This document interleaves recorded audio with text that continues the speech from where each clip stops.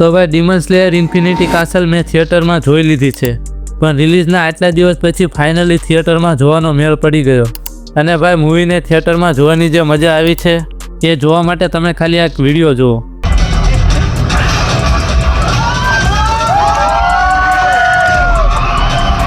હવે મૂવીની વાત કરું તો મૂવી ત્યાંથી શરૂ થાય છે જ્યાં ચોથા સિઝનમાં બધાને ઇન્ફિનિટી કાસલમાં લઈ જાય છે અને એના પછીની સ્ટોરી આગળ કન્ટિન્યુ થાય છે.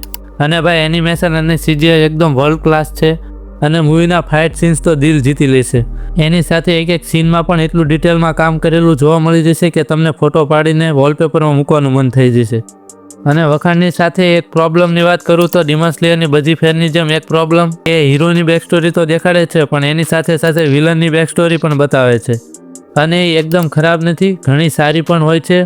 પણ આ મૂવીમાં એક જગ્યાએ વિલનની સ્ટોરી બતાવે છે જેને થોડી વધારે લાંબી ખેંચી હોય એવું લાગે છે. બાકી એ બેક સ્ટોરી હતી બહુ ઇમોશનલ, તમે મૂવી જોશો એટલે સમજી જશો. અને બેકગ્રાઉન્ડ મ્યુઝિકની વાત કરીએ તો ડિમન સ્લેયરનું બેકગ્રાઉન્ડ મ્યુઝિક હંમેશાથી બેસ્ટ છે અને આમાં પણ રૂવાડા બેઠા કરી દેશે. તમે કોઈ હોલિવૂડની હાઈ બજેટ મૂવીમાં સાંભળ્યું હશે એ લેવલનું છે. તો ભાઈ overall demon slayer infinity castle must watch movie છે, કારણ કે ઇમોશનલ કનેક્શન, ધમાકેદાર ફાઇટ્સ અને ટોપ નોચ એનિમેશન જોવા મળે છે.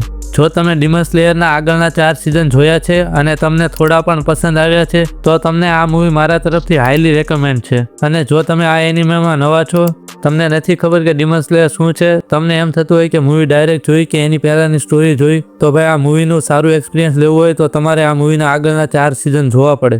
કારણ કે એ જોયા પછી બધા જ કેરેક્ટર્સ એટલે કે હીરો અને વિલન્સ બધાની સાથે એક ઇમોશનલ કનેક્શન ફીલ થાય છે અને એના પછી મૂવી જોવાનું ફીલ નેક્સ્ટ લેવલ થઈ જાય છે.